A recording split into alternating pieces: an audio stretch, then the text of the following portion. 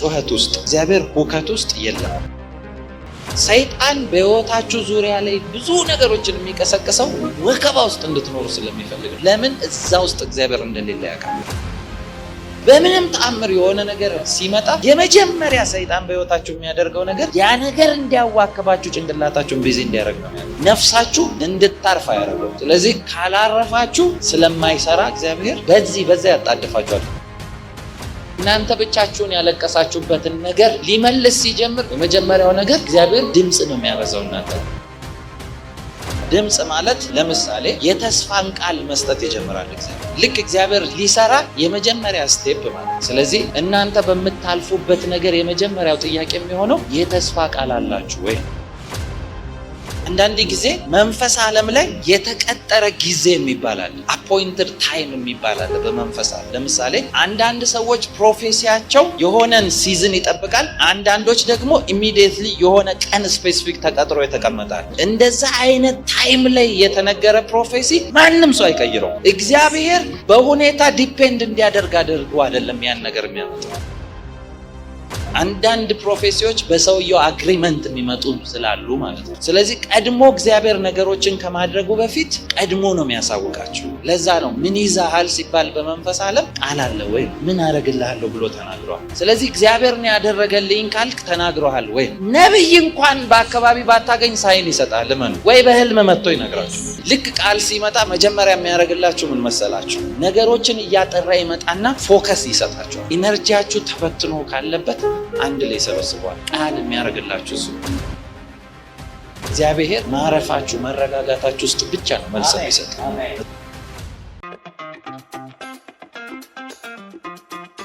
ኢየሱስ ጌታ ነው። ዛሬ ማስተምራችሁ እግዚአብሔር በሕይወታችሁ ሊሰራ፣ እግዚአብሔር በሕይወታችሁ ሊገለጥ ሲል የምታዩት ምልክቶች ነው የምነግራችሁ። ብዙ ሰው እግዚአብሔር እንዲገለጥ ይፈልጋል። ብዙ ሰው ሕይወቱ ላይ እግዚአብሔር እንዲሰራ ይፈልጋል። ብዙ ሰው እግዚአብሔርን ይጠብቃል፣ የእግዚአብሔርን እጅ ይጠብቃል። አብዛኛው የምነግራችሁ ነገሮች ሕይወታችሁ ውስጥ እየሆኑ ነው፣ የእግዚአብሔር ምልክት እንደሆኑ ግን አታውቋቸው። አብዛኛው ነገሮች ነው የምላችሁ። ብዙ ሰው እግዚአብሔርን ይጠብቃል፣ እግዚአብሔርን ተስፋ ያደርጋል፣ እግዚአብሔር እንዲናገረው፣ እግዚአብሔር እንዲመልስለት፣ እግዚአብሔር ቤቱን እንዲጎበኝለት ብዙ ሰው ይፈልጋል። ጉብኝት ሲመጣ ግን እግዚአብሔር እየጎበኘ እንዳለ ምልክቶቹን ግን አንደርስታንድ አያደርግም። ምልክት እንደሆነም ብዙ ሰው አያውቅም። እነዚህን እነግራችኋለሁ። ትፈልጋላችሁ? ኢየሱስ ጌታ ነው። ሃሌሉያ። ከጎናችሁ ላለው ሰው እነዚህ ምልክቶች አስተውል በሉት። እነዚህ ምልክቶች አስተውል በሉት። እነዚህ የምታያቸው ምልክቶች መጽሐፍ ቅዱስ ይኸውላችሁ እነዚህን ነገር ጻፈው ሲል ፕሪንሲፕል የሆኑትን ነገሮች ለሙሴ ብሎታል፣ ዕንባቆምን ብሎታል። እግዚአብሔር እነዚህን ነገሮች ተናገር ሲል የሚያየው ሰው ምልክት እንደሆነ አውቆ እንዲፈጥን አንባቢው ይፈጠን ዘንድ አይደለም የሚለው። ስለዚህ እነዚህ ነገሮች መገለጥ ውስጥ አንደርስታንዲንግ ሲኖራችሁ ትፈጥናላችሁ ነው። ከዚህ በፊት ስለ ህልም ሳስተምር አይ ዶንት ኖ ስንቶቻችሁ እንዳያችሁ ታላቅ ዩቲዩብ ላይ እዩዋቸው፣ ትምህርቶቹ ይጠቅሟቸዋል። እና አንድ ዊዝደም አስተምሬ ነበር እዛ ውስጥ በህልም ሪስፖንድ ማድረግ የሚል በህልም ምላሽ መስጠት የሚል። ብዙ ሰው ህልም ሲያይ ህልሙ ላይ ቀን ተነስቶ ነው የሚገስጸው። በቃ ህልሙን በቃ እንደዚህ አይቻለሁ። በተለይ መጥፎ ነገር ካየ ነው አበሻ ህልሙ ላይ ሲሪየስ የሚሆነው እንጂ ጥሩ ነገር ሲያይ ትዝም አይለው። የዛን ቀን ደስ ይለዋል ወይ የዛች ጠዋት ላይ ከዛ ይረሳዋል። የሆነ ነገር አይቻለሁ ግን ምን እንደሆነ አላስታውስም። ደስ የሚል ነገር አይቻለሁ። ክፉ ከሆነ ታስታውሱታላችሁ፣ በታሪክ አትረሱት። ቼክ ዩርሰልፍ። መጥፎ ነገር ካያችሁ አትረሱትም። አንዳንዶቻችሁ ለአገልጋይም ነግራችሁ ለሌላ አገልጋይ ደግሞ ትፈልጋላችሁ። ውስጣችሁ አያርፍም። ለቤተሰብ ትጸልያ የጸሎት ህብረት ውስጥ ደውላላችሁ። ሌቭል ነው፣ ስፒሪቹዋል ሌቭል ነው። እና መንፈሳዊ ዓለም ላይ ሌቭል እንደሆነ ይሄ ነገር አስተምሪያችሁ በህልም ውስጥ ምላሽ ስለመስጠት ብዬ አስተምሪያለሁ። በጣም ብዙ ሰዎች አገልጋዮች ከውጭ ሀገር ሁላ ይሄንን ያልከውን ነገር እንደዚህ ኤክሰርሳይዝ አድርጌ ነበር፣ እግዚአብሔር ይሄን አረገልኝ ብዙ ሰው ብሎኛል። በህልም ሪስፖንድ መስጠት እሱን አላስተምራችሁም፣ እዩት ዩቲዩብ ላይ አለ። ኢየሱስ ጌታ ነው። አሁን ደግሞ የምነግራችሁ እነዚህ ነገሮች አብዛኞቻችሁ ህይወታችሁ ውስጥ አሉ። ህይወታችሁ ውስጥ ብዙ ጊዜ አፕን ያደርጋሉ። ምልክቶች እንደሆኑ ግን ስለማታስተውሏቸው ብዙ ጊዜ ሚስ ታደርጋላችሁ። ሰሞኑን የነበርኩበት ስፍራ ላይ ጌታ አንድ ነገር እየተናገረኝ በጣም ለራሴ እየገረመኝ ነበር። ሌላ ጊዜ በሰፊው ይሄንን አስተምራችኋለሁ። ግን አንድ ነገር እየተናገረኝ ለእኔ ራሴ ስገረም ነበር። እግዚአብሔር ጩኸት ውስጥ፣ እግዚአብሔር ሁከት ውስጥ የለም። እግዚአብሔር ብዙ ሁከት፣ ብዙ ረብሻ፣ ብዙ ጩኸት ያለበት ውስጥ የለም። ሰይጣን በሕይወት በህይወታችሁ ዙሪያ ላይ ብዙ ነገሮችን የሚቀሰቅሰው ወከባ ውስጥ እንድትኖሩ ስለሚፈልግ ነው። ለምን? እዛ ውስጥ እግዚአብሔር እንደሌለ ያውቃል።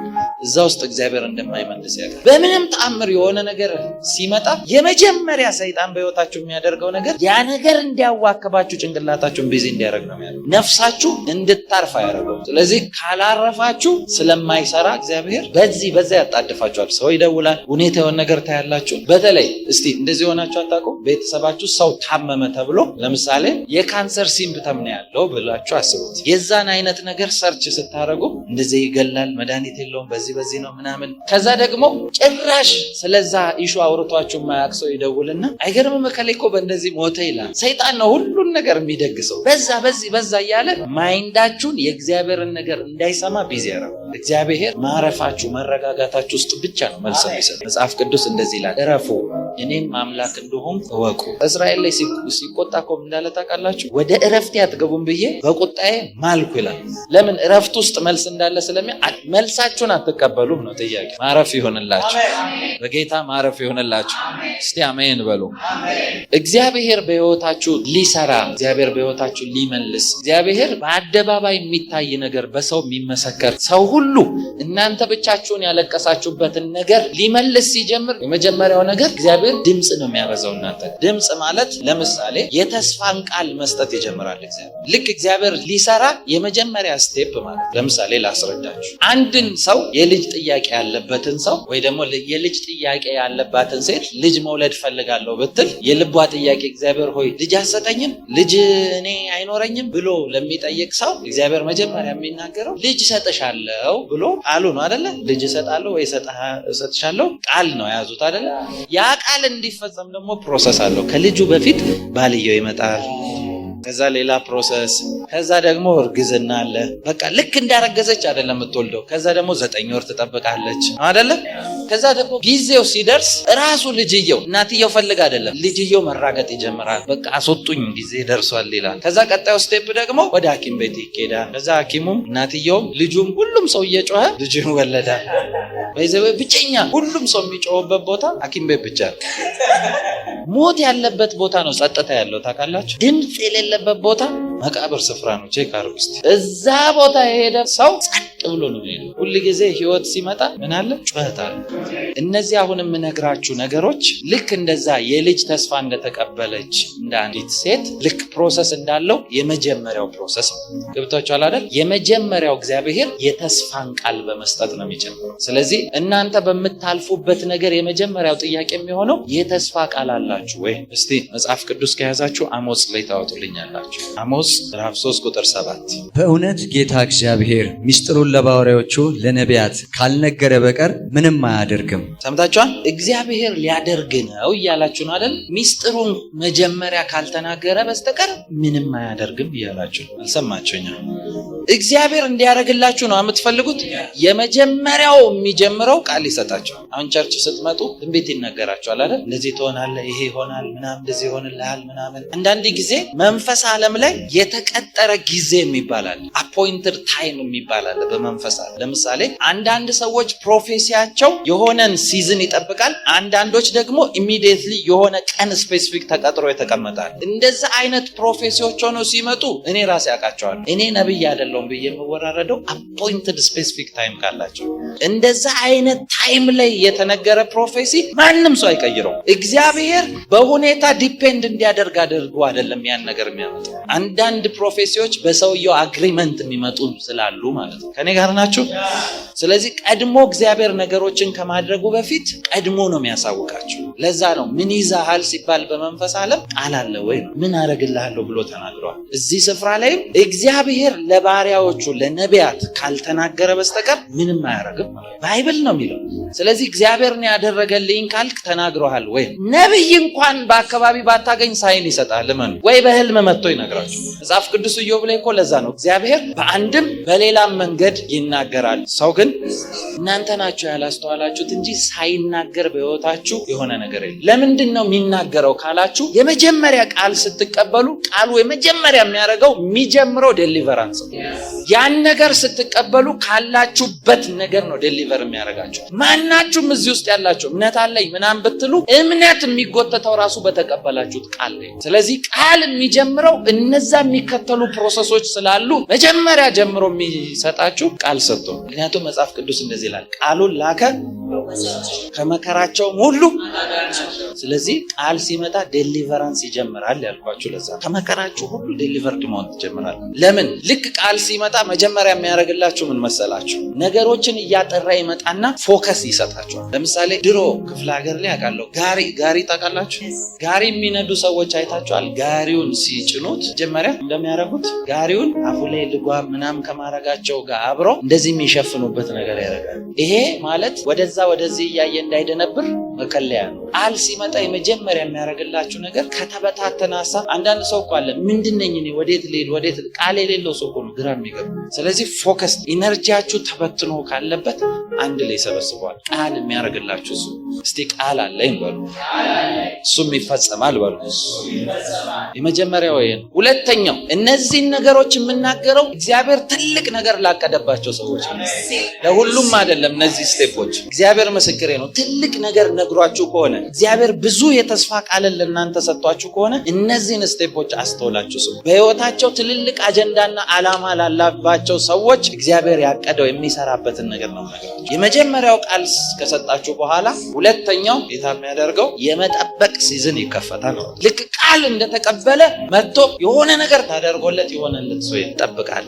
የእናንተ አፖይንትድ ታይም የተቀጠረ ጊዜ እስኪመጣ ድረስ ትጠብቃላችሁ። ያ ማለት የእግዚአብሔር ሲዝን ማለት ነው። ካይሮስ ታይም የሚባለው እስኪመጣ ማለት ነው። አንዳንድ ሰው እኔ ጠበቅኩ ዕንባቆም ነው አይደለ ያለው 2 ላይ በመጠበቂያዬ ላይ ሆኜ እጠብቃለሁ። ሰምታችኋል? ዕንባቆም ነው ባለውበት ፖዚሽን ሆኜ እሺ አውጡት ዕንባቆምን ምዕራፍ 2 ቁጥር 3 ራእዩ ገና እስከተወሰነ ጊዜ ነው፣ ወደ ፍጻሜው ይቸኩላል። ሰምታችኋል? ራእዩ የተወሰነ ጊዜ ነው ማለት አፖይንትድ ታይም አለው ራእዩ ነው። ስለዚህ ወደ ፍጻሜው ደግሞ ይቸኩላል አለ። እሺ እርሱም አይዋሽም፣ ቢዘገይም በእርግጥ ይመጣልና ታገሰው፣ እርሱም አይዘገይም። እዚህ ጋር አንድ ነገር ልንገራችሁ። ብዙ ጊዜ ይቺን ቃል ከዚህ በፊትም ብያቸዋለሁ። ብዙ ሰዎች እግዚአብሔር ዘገየ፣ እግዚአብሔር ለኔ አልመለሰም። እስቲ እንደዚህ ሲባል ሰምቶ የሚያውቅ እናንተ አትሉም? እሺ ሰምቶ እግዚአብሔር አይዘገይም፣ ዘግይቶም አያውቅም። ብዙ ጊዜ እግዚአብሔር ዘገየ የሚለው ሰው ለሱ ሲዘገይበት ነው። ሰምታችኋል? ቢዘገይም ይመጣል ጠብቀው የሚለው ለሚሰማው ነው እንጂ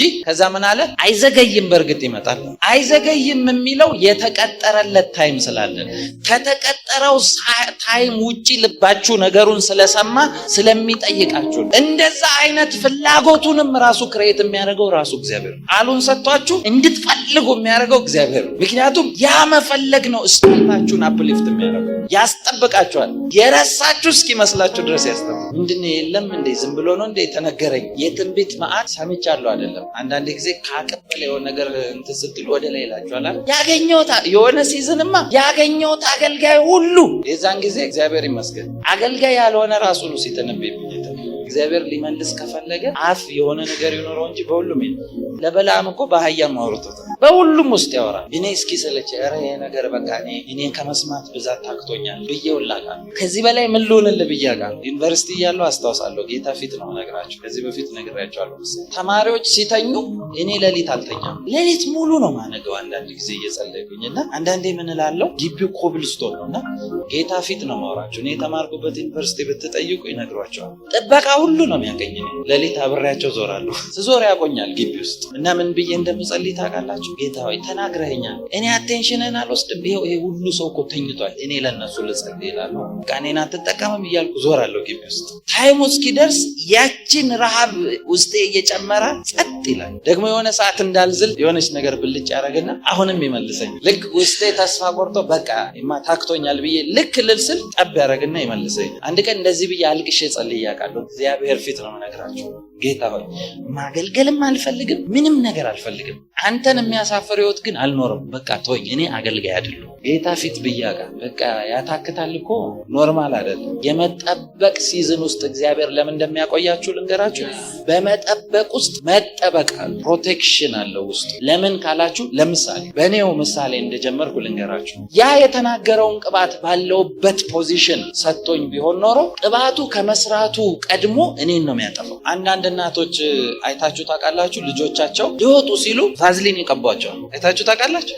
ቫዝሊን አመዳም ሆነ እንድትወጣለ ምናምን ብለው ቫዝሊን ይቀቡ። ድሮ ምን እናደርግ ነበር መሰላችሁ? ልጅ እያለን ዋና ወድ ነበርና ጫካ ውስጥ ተሰብስበን ከልጆች ጋር ተሰብስበን እንሄድና ዋና ዋኝተን እንመጣለን። ቀኑ ሙሉ ስለዋኘን ይሆን አላውቅም፣ ነጭ ሆነን ነው የምንወጣው። ከዛ ቤት እንዳይቆጡን ቫዝሊን ይዘን ነው የምንሄደው። ከዛ ተቀብተን እንዳይቆጡን ነጭ ሆናችኋል ተብለን እንዳንቆጣ እንሄዳለን። ከዛ ስፍራ ቤት እስክንደርስ ድጋሚ አመዳሙን እንሄዳለን። አቧራ ሆነ። ምንድነው ሲባል ስላልተቀባን ሳይሆን ቫዝሊኑ መንገድ ላይ አቧራ እየጎተተ ነው እና ስንሄድ ምንድነው ፊት ምናምን ይባላል። ምን ሆነ? ምንም። ኧረ ጠዋት ተቀብቼ ነው ወጣው ትላለህ። እኔ ዋናው የሚታይ ነው የምን አቧራ ነው ፊት? ስለዚህ ፊቱን የሆነ ነገር የተቀባ ሰው አቧራ ለአቧራ አይሄድም። አቧራው ሞት ነው የሚመጣው እንዳለ። ስለዚህ የሚገለጠው ነገር ከመምጣቱ በፊት እናንተን ይጠብቃችሁ። መጠበቅ እናንተን ይጠብቃችሁ። ጎናችሁ ላለ ሰው ነገሩት፣ መጠበቅ ይጠብቃል በሉት። አንዳንድ ጊዜ አንዳንድ ሰዎች በጣም ስፒሪቹዋል ለመሆን ይፈልጋሉ። የሆነ ነገር አለ ከተባለ፣ ቦታ ላይ የሆነ ኪዳን አለ ከተባለ አንተ ስፍራ ቀይር፣ ሄዳ አትታገል። የሆነ ቦታ ላይ አይሆንም ካለ መንፈስ ኪዳን የተደረገ አለ ከተባለ አስለቅቀዋለሁ፣ ያስለቅቃል። የመንፈስን ኃይል ልነግራችሁ አይደለም። ለኪዳን የተሰጠ በኪዳን የተሰጠ ከሆነ ሰፈሩን መቀየር አለብን። ቴሪቶሪ ላይ ከመጣ አስለቅቅ። የማይመለከት ቦታ ሄደ ዋጋ አትክፈል። ብዙ ሰው እኮ ነገሩን ሉዝ የሚያደርገው በዛ። ከኔ ጋር ናችሁ? አንዳንድ ጊዜ ኢሚዲየትሊ መሆን የሚችሉት ነገር ዝም ብሏችሁ ሲያሳልፋችሁ እናንተ ነው እንጂ ያላያችሁት እሱ ከብዙ ነገር እያሳለፋችሁ። አንድ ጊዜ ስሙኝ፣ በእውነት ይጠቅማቸዋል። ስሙኝ፣ ጌታን ይሄን አድርግ ይሄን አድርግ ይሄን አድርግ እያልኩ እየጠየቅኩ የነበረበት ታይም ላይ አይመልስም። አትፈልግም እንዴ ማድረግ አልኩኝ። ማለት እንዲህ ነው ያልኩት፣ ነገሩን አትፈልገውም እኔ ጋር እንዲሆን አትፈልገውም አልኩ። ቃሽ ተወዋለሁ ካልፈለግኩ አልኩ። እግዚአብሔርን መስማት ከፈለጋችሁ በብዙ ነገር ነው የሚናገራችሁ፣ በብዙ መንገድ። እና የዛን ቀን ማታ ላይ ተኝቼ አንድ ሰው ይከራከራል። እና የሚከራከረው ምንድን ነው? አንድ ከሱ ከፍ ካለ እግዚአብሔር ነው እኔ ምሳሌ የሚያሳየኝ። እና ተነሳና ግድግዳውን ግፋ ይለዋል ማለት። ልጁ ተነስቶ ይገፋል፣ እየተመላለሰ ይገፋል። ይሄን ነገር ሪፒትድሊ በብዙ ነገር ተናግሮኝ ነው። እችኛዋ ምሳሌ ብቻ ነው አውጥቼ የምነግራችሁ። እና ይገፋል፣ እየመጣ ይገፋል ልጁ። ከዛ አንድ ቀን ሰለቸውና መግፋቱ፣ የማይንቀሳቀስ ግድግዳ ግፋ የምትለኝ ለምንድን ነው? ልጁ ጠዋት መጥቶ ይገፋል። የሚንቀሳቀስ ነገር የለም። ይገፋል፣ የሚንቀሳቀስ ነገር የለም። የማይንቀሳቀስ ግድግዳማ አልገፋም ሲል ማን አንቀሳቅሰዋል? እኔ ግፋ ነው ያልኳት። በመግፋት ውስጥ እሱ ሳይሆን ያንተ ሰውነት ነው የሚንቀሳቀሰው። አቅም አንተ ነው የምትገነባው። ከዛ ጠዋት ስነቃ ጌታ እንደዚህ ያለኝ፣ ልክ እንደዛ ልጅ አንተ ግንቡን ነው የምታየው፣ እኔ ከግንቡ ያለፈ ነገር ነው ማየው። አይንም የሚያሳይህ ነው አንተ የምታወራው። አንዳንድ ጊዜ ፐርፌክት ታዩ። ልጅ በ9 ወሩ ሲወለድ ነው ጤነኛ ልጅ የምትወልዱት። ከወሩ በፊት ከተወለደ ዋጋ እየከፈላችሁ በማሞቂያ ክፍል ሰርቫይቭ አድርጎ ነው ልጁ። በትክክለኛ ታይሙ ሲመጣ ነው ትክክለኛ ልጅ ነው የምትወልዱት። መጠበቅ ምን ይሰጣችኋል አልኳችሁ? መጠበቅ ፕሮቴክሽን ይሰጣችኋል። ሶስተኛ እግዚአብሔር ትልቅ ነገር ሲያደርግ ምልክቶች ናቸው እነዚህ። ሶስተኛ እና ትልቁ ነገር እምነታችሁ መፈተን ይጀምራል። እግዚአብሔር ነው እግዚአብሔር አይደለም የተናገረኝ እስክትሉ መፈተን ትጀምራለች። ያዕቆብ ምዕራፍ 1 ቁጥር 3 ላይ እስቲ ያውጡ። ያዕቆብ ምዕራፍ 1 ቁጥር 3 ወንድሞች ሆይ የእምነታችሁ መፈተን ትዕግስትን እንዲያደርግላችሁ አውቃችሁ ልዩ ልዩ ፈተና ሲደርስባችሁ እንደ ሙሉ ደስታ ቆጠሩት። ያዕቆብ ነው ያለው ፈተና ሲደርስብህ ደስ ይበላል። ምን አይነት ሰው ፈተና እየደረሰበት ደስ ይለዋል? ሶስተኛው ትልቁ ነገር እምነት ቴስት መደረግ ይጀምራል። አስተውላችሁ ስሙኝ። ይሄ ስፔሻሊ እምነታችሁ መፈተን የሚጀምረው ትንቢት የተነገራችሁ ሲዝም ሆናችሁ ታውቃላችሁ። ልክ አሁን እንደዚህ አፖይንትድ ታይም የደረሰበት እንትን ካልሆነ ነፍሱ ይጨነቃል። የዛ ሰዓት ላይ ወከባ ይጀምራል። ነፍሳችሁ እስክትወጣ ድረስ ነው የምትጨናነቁት። ባልተነገረኝ ሊያስብላችሁ ይችላል። አንዳንድ ነገር ሆናችሁ ታውቃላችሁ። እምነታችሁ ቴስት ይደረጋል። ስፔሻሊ ደግሞ ነገራችሁ ደርሶ ቃል የተቀበላችሁ ጊዜ ሁሉ ነገር ተቃራኒ ነው። ምሳሌ ነው የምነግራችሁ። አስነስቼ አንድን ሰው እግዚአብሔር ቤት ሊሰጥ ነው ብዬ ብናገረው ምሳሌ ነው የምነግራችሁ። ፈተናው የት እንደሚጀምር ታውቃላችሁ? በቤት ኪራይ ተሰቃይቶ እኮ ነው ቤት ሊሰጥ ነው ብለው ሰምቶ ነው አይደል ደስ ብሎት የወጣው። ልክ ቤቱ ሲደርስ አከራዩ ልቀቅልኝ ቤትን። ሰይጣን ምን እንደሚፈልግ ታውቃላችሁ? ልክ እንደዛ አይነት ነገር ሲጀምር ያቺ የተስፋ ቃላችሁ እምነታችሁ ተፈትና የእምነታችሁ መፈተን ይላል ትዕግስትን እንደሚያደርግላችሁ ይላል። ቴስት ነው ትዕግስትን እንድትላበሱ። ለምን ካላችሁ ባለፈው ያቡ ሲናገር ሰምታችኋል። ሰይጣን ያጣድፋችኋል ሲል ለምን? የጥድፊያ መልስ እንድትሰጡ ስታችሁ ገደል እንድትገቡ ስለሚል እምነታችሁን ሲፈትን እግዚአብሔር ትዕግስትን ያስተምራችሁ። ስለዚህ ልክ አከራዩ እንደዛ ሲለው ያ ሰውዬ እዚህ ስቆ የሄደው ሰው ድሮም እግዚአብሔር አለህ አሁን አንተ ፈተና ላይ ይመጣል። የተነገራችሁ ቃል እምነት ስለሚፈልግ ይኸውላችሁ፣ ለምን መሰላችሁ እምነት የሚፈልገው?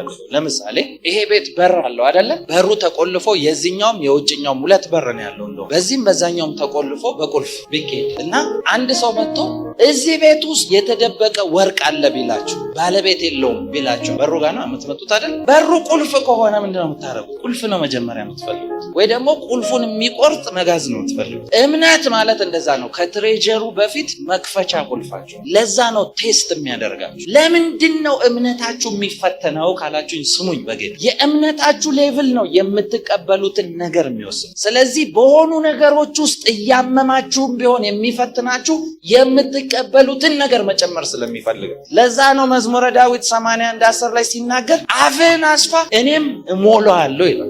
የምታሰፋው በዚህ በዛ። አንዳንድ ጊዜ ራሴን ራሱ ላለሁ እኔ እግዚአብሔርን እንደዚህ አይነት ነገሮች እንድለማመድ ያደረገኝ በዚህም በዛም ምርጫ ስለሌለኝ እግዚአብሔርን በደንብ ስላወቅኩ አይደለም፣ ምርጫ አሳጥቶኝ እንዳውቀው ስላደረገኝ። ምርጫ ያለኝ ቢሆን ኖሮ እግዚአብሔርን በዚህ ያክል ሌቭል አልተማመነም። ሰዎች ህይወት ላይ እኔ እግዚአብሔር አልጠራኝም ብዬ የምወራረደው ለምን ይመስላችሁ? ምክንያቱም እግዚአብሔር እኔ ህይወት ውስጥ አድርጎ የመጣውን ስለማቅ እነሱም ህይወት ውስጥ እንደሚያረጋጋ። በኢየሱስ ስም ተአምራት ይሆንላችሁ። ለእናንተም ተአምራት ይሆን። ለእናንተም ተአምራት ይሆን። ለእናንተም ተአምራት ይሆን። እስቲ ተአምራት ይሆናል በሉ። ሌላው አራተኛ መታዘዛችሁ መፈተን ይጀምራል። መታዘዝ የሚባለው እንደ ኖርማል ጊዜ አይደለም። መታዘዛችሁን ቼክ የሚያደርገው ልባችሁ ማጉረምረም የደረሰ ሰዓት ማመንታት ትጀምራላችሁ። የመጨረሻ ማመንታት ትጀምራላችሁ። ስህተት ነው፣ እዚህ ቦታ መምጣቴ ስህተት ነው፣ ይሄን ነገር የሌለውበትን የተባልኩት ሲጀመር ስህተት ላይ ነው። ይኸውላችሁ ለምን እንደዛ እንደምትሉ ልንገራችሁ። መታዘዛችሁ ቼክ የሚደረገው የእግዚአብሔር ድምፅ እንዳለ ሁሉ እኩል ሌሎች ድምፆች ይመጣሉ።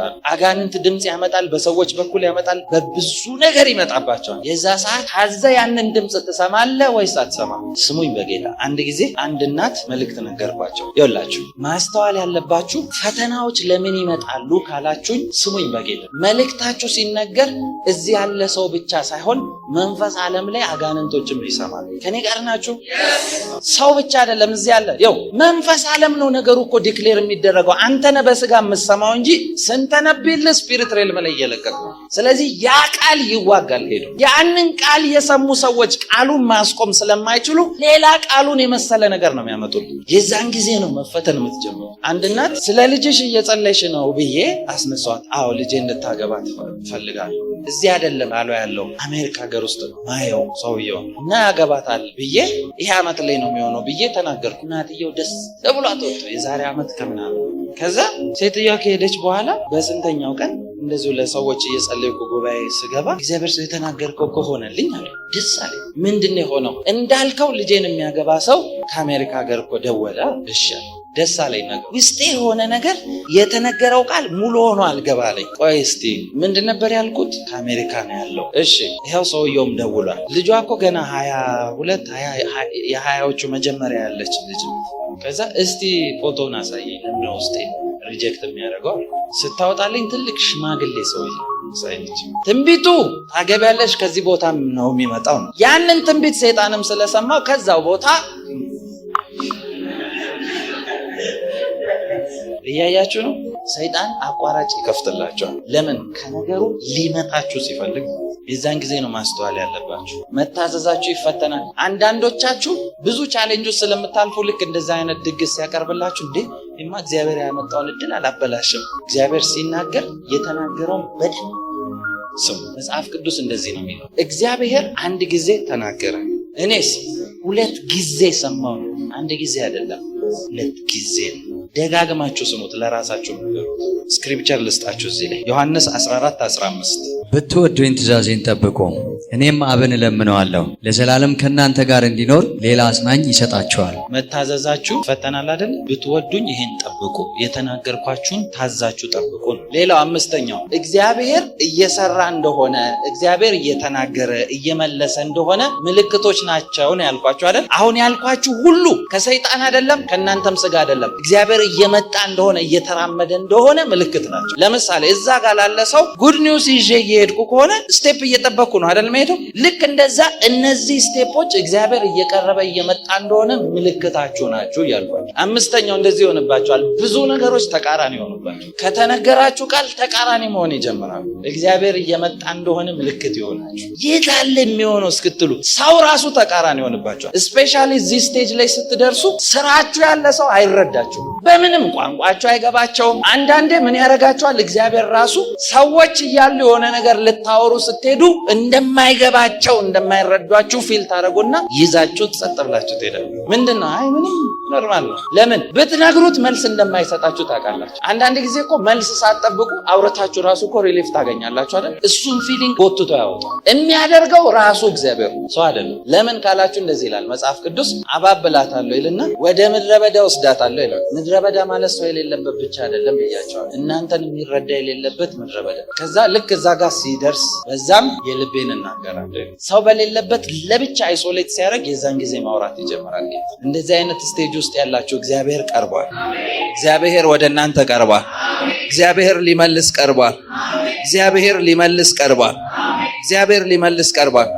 እዚህኛውም ላይ ስክሪፕቸር ከፈለጋችሁ አንደኛ ጴጥሮስ ምዕራፍ 5 ቁጥር 8 ላይ አንብቡ። ሌላኛው ስድስተኛው ውስጣችሁ በብዙ ጭንቁስ ስለምትሆኑ ጸሎት መፈለግ ይጀምራል። አገልጋይ ጋር ትደውላላችሁ። ጸሎት መፈለግ የሚያስጀምራችሁ እግዚአብሔር ራሱ ነው። ምክንያቱም እዚህ ስቴጅ ላይ ስትደርሱ ተስፋ ቆርጣችሁ እንዳትሄዱ ያደርጋችኋል። አብዛኛው ሰው ቸርች ሲመጣ መልእክት የሚነገረው ሰው ምን አይነት ሰው ነው? ተስፋ ቆርጬ ነበር፣ በቃ አንድ እድል የመጨረሻ ብዬ መጥቼ ይላል። አብዛኞቻችሁ እንደደረሰባችሁ ነገር ቢሆን ቸርች አትመጡ። እንደዛ ታስቡና ከዛ ቆይ እስቲ ዛሬ እንኳን የሆነ ነገር ካለ ብለን ተስፋ ይሰጣችኋል። ውስጣችሁ እንድትጣበቁት ከጌታ ጋር ስለሚፈልግ ጎተጎታችኋል። ሂድ ዛሬ ሂድ። አንድ ጊዜ አንድ ልጅ እዚህ ጋር እየጻፍኩ የተነበይኩለት ልጅ አይታችኋል? እስቲ ነበራችሁ እዚህ ማክሰኞ ቀን ላይ የተነበይኩለት ልጅ ሌሊት 9 ሰዓት እኔ እየጸለይኩ ነው እና እየጸለይኩኝ ጌታን ጌታ እንድትመልስለት የምትፈልገው ሰው ዛሬ ይምጣ፣ አሁን ይምጣ፣ በዚህ ሰዓት በህልማቸው እንድትናገር ጸልያለሁ እያልኩ እየጸለይኩ ነበር። እንድትመልስለት የቀጠርከው ሰው እያልኩ 9 ሰዓት ኤግዛክት ልጁ ሲመጣ ያለውን ሰምታችኋል? ሌሊት 9 ሰዓት ነው እንደሄድ ሐሳብ የሞላብኝና የመጣሁት እሱ ነው። ሐሳብ የሞላበት እሱ እየተጸለየለት ልክ እንደዛ ጸሎት ጌታ ሆይ በቃ አንተን በዚያ አትናገረኝም ዛሬ እንትን ፈልጋለሁ ሲያስብላችሁ ጌታ እዚህ ስቴጅ ላይ ደርሳችኋል ማለት ጥቂት እርምጃ ነው የቀራችሁ። ደርሷል ማለት ነው። በኢየሱስም ብዙ ሰዎች አሉ እርምጃቸው ጥቂት የቀራቸው ወደ በረከታቸው ሊገናኙ ጫፍ ላይ የደረሱ ሰዎች አሉ። እናንተ ከሆናችሁ አሜን በሉ። አሜን በሉ እስቲ። አሜን በሉ እስቲ።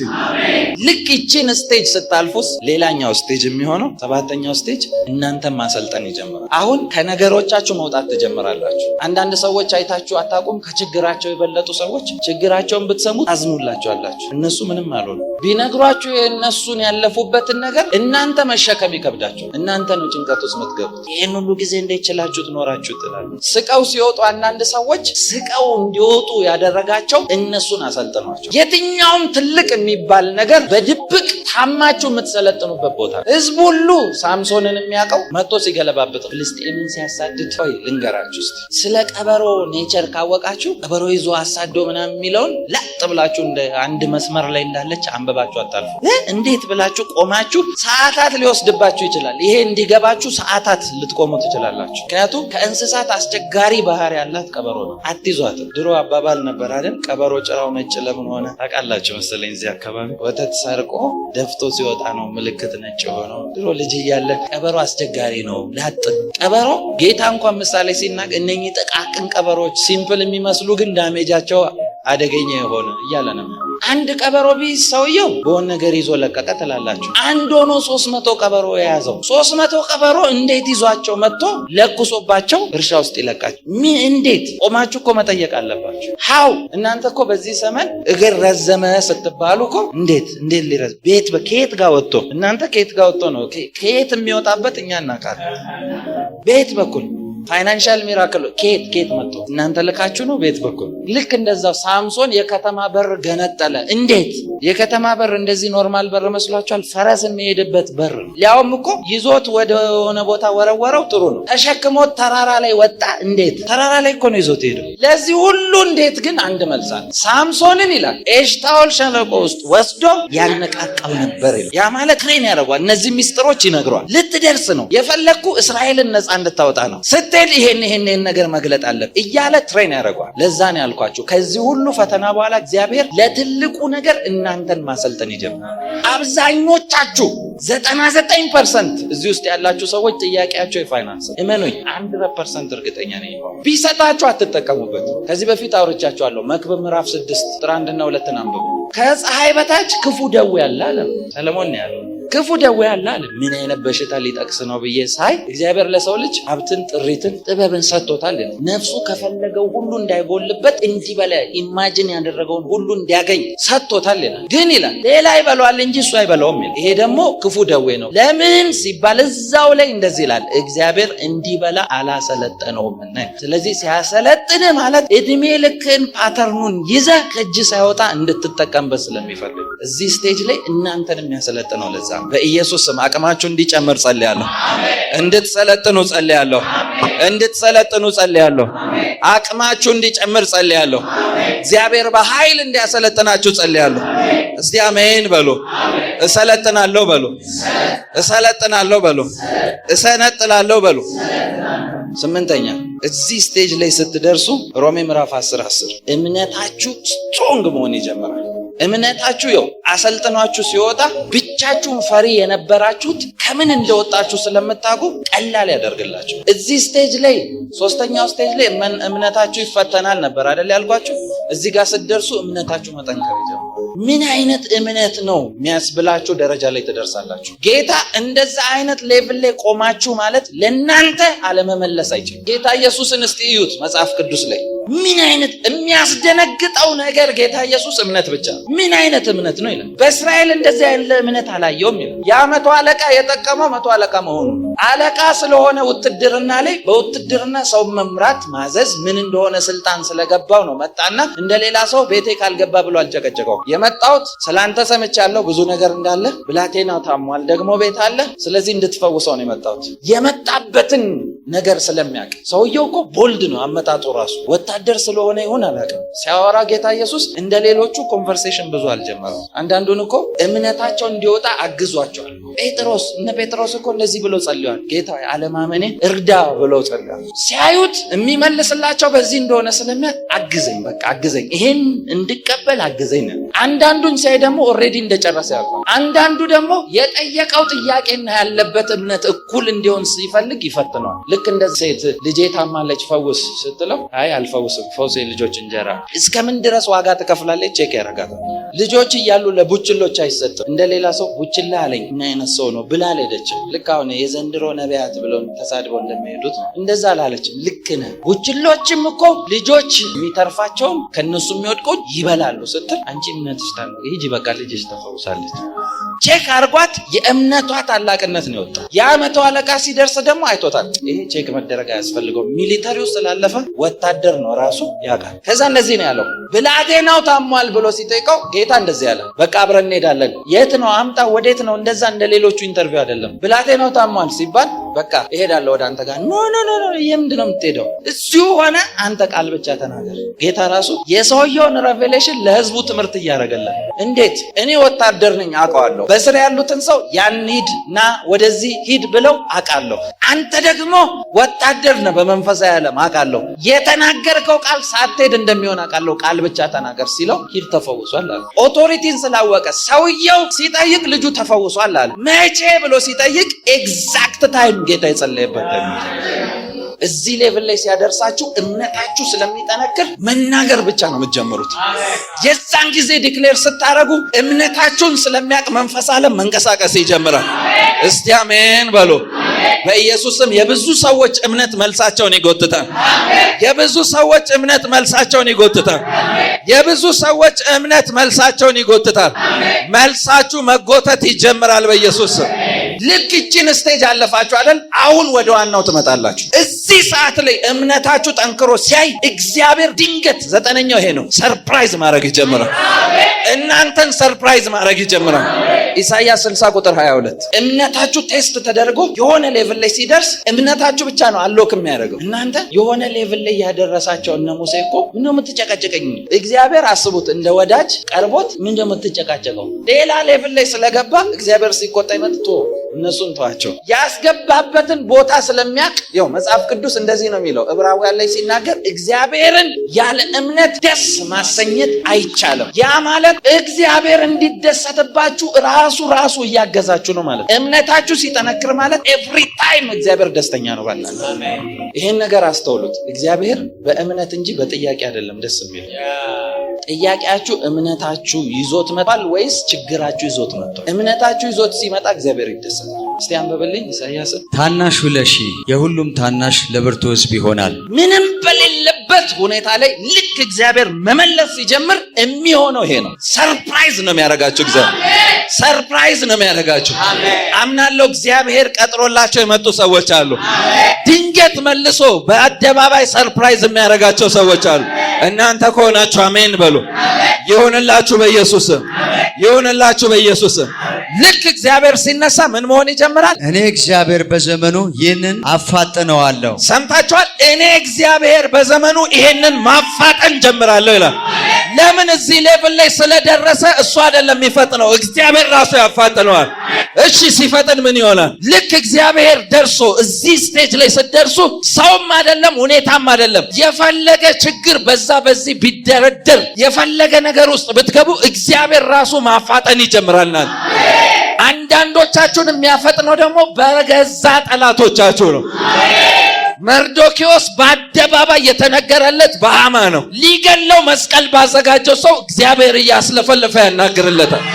በዘመኑ ይሄንን አፋጥነዋለሁ አለ። እሺ ከዛስ? ታናሹ ለሺህ የሁሉም ታናሽ ለብርቱ ሕዝብ ይሆናል። ሰምታችኋል? ትንሽ የተባለውን አስነስቼ ለሺህ አድርገዋል። የሁሉ ታናሽ የተባለውን አንስቼ ለብዙ ሕዝብ አደርገዋለሁ። እግዚአብሔር ለብዙ ሕዝብ ያርጋችሁ፣ ለብዙ ሕዝብ ያርጋችሁ፣ ለብዙ ሕዝብ ያርጋችሁ፣ ለብዙ ሕዝብ ያርጋችሁ፣ ብርቱ ሕዝብ ያርጋችሁ። ልክ እዚህ ስቴጅ ላይ ስትደርሱ የመጨረሻውና አስረኛው ይሄ ብቻ ነው። በአደባባይ ምስክርነታችሁን ያቆማል። ሰው ሁሉ የሚሰማው የአደባባይ ምስክርነት ይሰጣችኋል። በዚህ ፈተና ውስጥ አልፋችሁ እዚህ ስትደርሱ የእናንተ ምስክርነት የሰፈር መሆኑ ያበቃና የአደባባይ ይሆናል። የሚዲያ መሆን ይጀምራል። ከሀገራት ስለ እናንተ መሰማት ይጀምራል። በኢየሱስም እናገራለሁ። እግዚአብሔር በአደባባይ ምስክርነታችሁን ያወጣል። እግዚአብሔር በዘመናችሁ የተናገራችሁ ነገር ያፈጥንላችኋል። እስቲ ይፈጥናል በሉ፣ ይፈጥናል በሉ። እንደ እግዚአብሔር ነብይ ተነበያለሁ። ለሚሰማኝ ለአንድ ሰው ተነበያለሁ። ነገሮቹ ላታከቱት እግዚአብሔርን ጠብቆና ፈልጎ ለመጣ ለአንድ ሰው ተነበያለሁ። እንደዚህ ብዬ እናገራለሁ። እግዚአብሔር ያስገርማቸዋል፣ መልሶ ያስገርማቸዋል፣ በረከታችሁን ለቆ ያስገርማቸዋል፣ ታምራትን አድርጎ ያስገርማቸዋል። እግዚአብሔር መኖሩ በእናንተ ይታያል። እግዚአብሔር አለ የሚባለው ለትውልድ በእናንተ ይታያል። የሆነባችሁ በኢየሱስም፣ የሆነባችሁ በኢየሱስም። ይሄንን አወጅኩባችሁ። It is done in Jesus' mighty name.